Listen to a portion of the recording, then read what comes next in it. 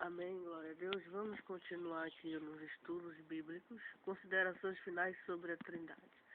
Finalmente declaramos com toda a confiança nossa fé bíblica na doutrina da Trindade. Por quê? Aceitamos a doutrina de acordo com o que expõe a Bíblia Sagrada, Mateus 28, 19, Efésios 4, 4, 6, 1 Coríntios 12, 4, 6, 2 Coríntios 13, 13, Números 6, 24, 36. Nós somos politeístas, já que cremos no único Deus e não aceitamos nenhuma divindade inferior ou superior, além de Deus. Deuteronômio 6:4, Marcos 12:29, 1 Coríntios 8:6, Gálatas 3:20 e Efésios 4:6. Não somos idólatras, já que não temos nenhum outro Deus diante do único Deus. Êxodo 22:3, Isaías 43:10, 11. Amém. Amém. Não aceitamos o paganismo e encontramos fartamente no paganismo a crença em duas ou mais divindades. Exemplo, Júpiter, o Deus supremo dos romanos, o Deus todo-poderoso dos romanos. Mercúrio, divindade inferior, o Deus poderoso. Ou, para os gregos, Zeus, o Deus todo-poderoso, e Hermes, o Deus apenas poderoso. Crença similar e das testemunhas de Jeová, Jeová, o Deus todo-poderoso, Jesus, o Deus poderoso.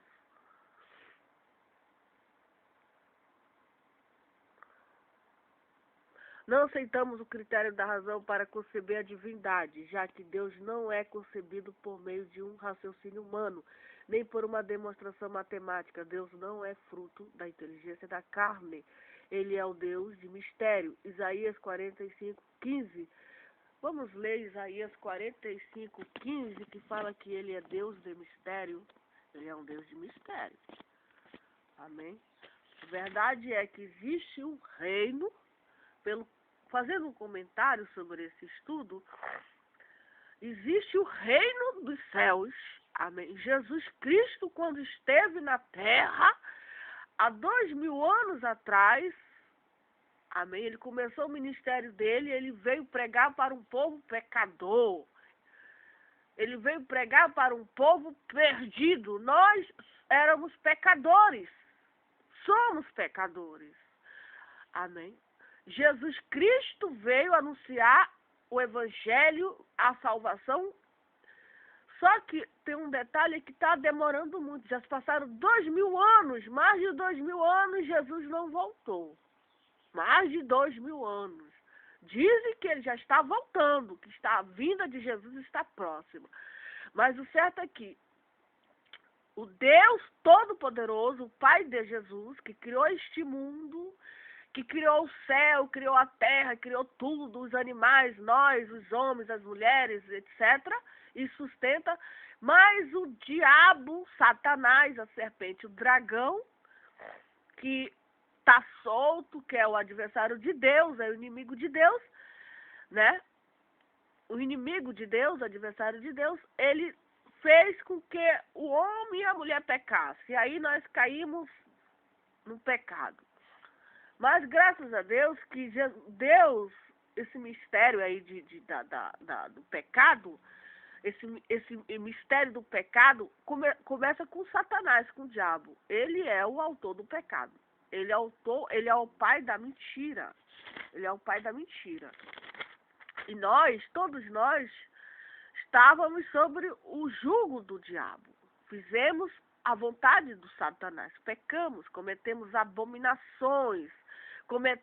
E nós somos tentados até após ter aceito Jesus, após até ter o Espírito Santo, nós somos tentados a pecar. Somos tentados.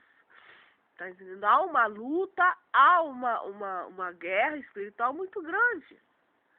Mas nós temos aí a ajuda de quem? De Deus.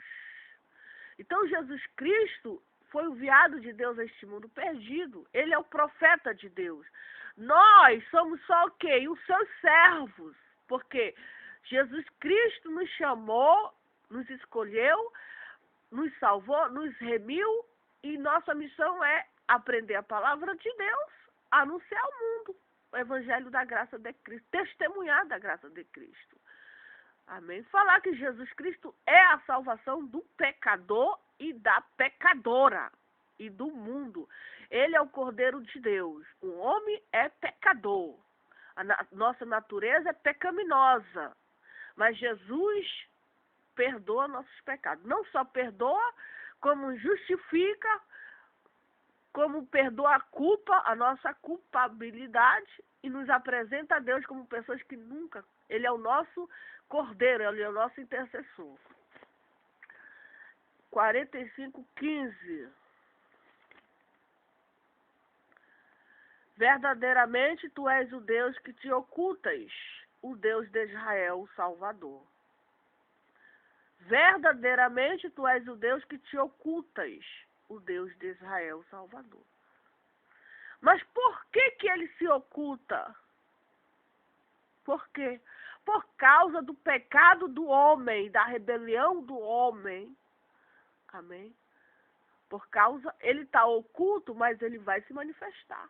Haverá um dia em que ele vai se manifestar. Como? Com poder e grande glória. Ele está oculto? O Deus da Bíblia? O Deus de Israel? Ele está oculto? Mas, eu já disse, repito, haverá um dia em que ele se manifestará. Quando, eu não sei. Mas todo mundo verá. Haverá este dia, acontecerá este dia, que o verdadeiro Deus, o Deus de Abraão, o Deus de Isaac, o Deus de Jacó, há de se manifestar. Amém? Ele é o nosso Salvador. Ele foi embora, ele foi para o céu. Ele deixou o planeta, mas ele disse, eu não te deixarei órfão. Eu enviarei o Espírito Santo para estar contigo todos os dias da tua existência e da tua vida até o dia da cruz. Ele foi embora para o paraíso? Foi. Mas ele não deixou o povo dele sozinho. Ele não deixou a filha dele sozinha. Ele não deixou o filho dele sozinho. Ele não deixou a igreja dele sozinha. E enviou o Espírito Santo de Deus. Para quê? Para nos ajudar também a fazer a obra que Jesus começou lá em Jerusalém. Amém? Jesus começou a obra de pregar o Evangelho. Se Jesus estivesse aqui hoje, 2015, ele estaria fazendo o quê? Pregando a palavra de Deus. E também sendo perseguido. Estaria curando os enfermos, estaria anunciando a palavra de Deus. Amém? Se o cristianismo fosse... Mas essa responsabilidade ele deixou para quem? Para nós, para mim, para a igreja, para o povo de Deus. Nós estamos aqui em nome de quem? De Jesus Cristo. Nós estamos aqui em nome de Jesus, falando de Jesus Cristo. Há 2000 anos atrás se passaram. Mas nós ainda estamos lembrando dele, das obras que ele fez. Nós já estamos invocando ele. Ele está ausente? Tá. Ele não está aqui, mas ele está onde? Lá no paraíso. O famoso paraíso. O famoso mundo onde não habita noite, onde não existe mar, onde não existe dor, onde não existe pecado, onde não existe diabo, onde não existe demônio, onde não existe morte. Não existe nada disso que aqui nesse mundo existe. Não existe político, não existe falsos deuses, falsos profetas, não. Lá nesse mundo onde Deus mora, mais alto, sublime mundo, só existe coisas maravilhosas. Isaías viu isso, escreveu. Ezequiel viu a glória de Deus. O apóstolo Paulo viu. Ele foi arrebatado ao terceiro céu. Eu nunca fui arrebatada. Mas eu creio que eu posso ser arrebatada a qualquer hora e a qualquer momento, com o grande poder de Deus. O Espírito Santo vai levar os evangélicos para esse terceiro céu, aonde já disse, repito, não haverá fome, não haverá morte, não haverá dor, não haverá preocupação, não haverá naufrágio, não haverá bandido, não haverá ladrão, não haverá essas coisas que hoje a gente vê na terra, preocupação, violência, iniquidade, etc, etc, etc. Não haverá maldade, não haverá injustiça, não haverá iniquidade, haverá só gozo, paz. Jesus está lá no céu. E nós estamos aqui no mundo. Mas ele está sabendo o que nós estamos fazendo aqui. Ele está sabendo muito bem. A minha serva está lá falando do meu nome. O meu servo está lá pregando o evangelho. O meu servo, a minha serva, aquele que faz a minha vontade. Ela está se esforçando. Ela está orando. Ela está clamando. Então, ele manda o anjo, ele manda o poder, ele manda o Espírito Santo, ele manda a misericórdia, ele manda pessoas. Anjos, pessoas são anjos, os justos. Para quê? Para nos ajudar também. Fazer o quê? A obra de Deus. Fazer a grande obra de Deus, que é pregar o Evangelho. É anunciar Cristo ao mundo perdido. Amém? Se o cristianismo fosse alguma coisa que estivéssemos inventado, é óbvio que poderíamos torná-lo mais fácil. Não conseguimos concorrer em termos de simplicidade com as pessoas que estão inventando religiões. Como poderíamos? Por que Deus se oculta? Por causa do pecado. Se eu continuar pecando, eu vou me afastando de Deus, e Deus vai me enviar, vai me colocar hoje no inferno, que é no lugar dos pecadores. Tá entendendo? Mas se eu continuar me santificando, me esforçando, me purificando, eu continuar tendo fé, chorando nos pés de Cristo, Ele vai me ajudar, à medida que Ele vê o meu esforço, o nosso esforço, à medida que Ele vê a nossa perseverança, Ele vai nos ajudar. Ele está nos ajudando, amém? Nós cremos assim. E vai nos socorrer. Amém? Glória a Deus.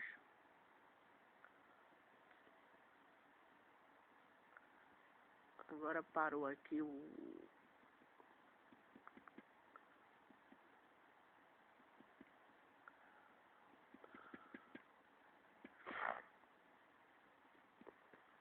Travou aqui a página.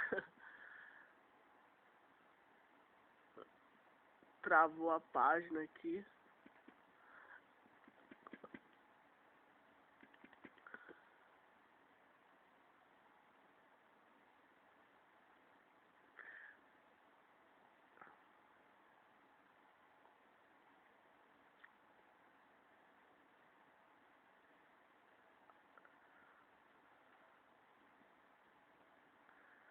Estamos lidando com o fato, é óbvio que qualquer um pode simplificar as coisas que não precisam levar em conta os fatos.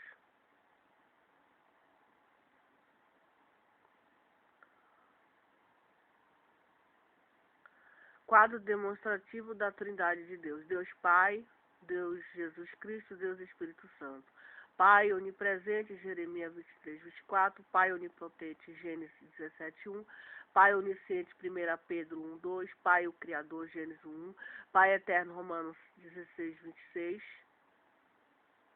Estamos lidando com fatos, é óbvio que qualquer um pode simplificar as coisas, não precisa levar em conta os fatos.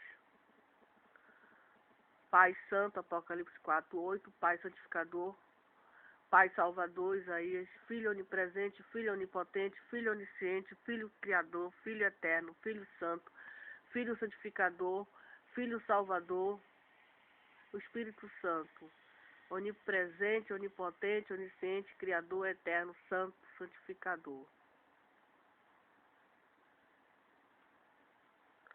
Jesus de Nazaré transformou o mundo. Jamais houve, jamais haverá alguém como ele. Ele é o tema de mais livros, peças, poesias, filmes e manifestações de adoração do que qualquer outro homem na história da humanidade.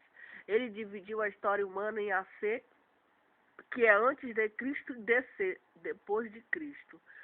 Leia suas palavras cuidadosamente, comparando-as com a Maomé, Buda e os escritos hindus ou de qualquer outro líder religioso. É ficar atônito diante do seu poder.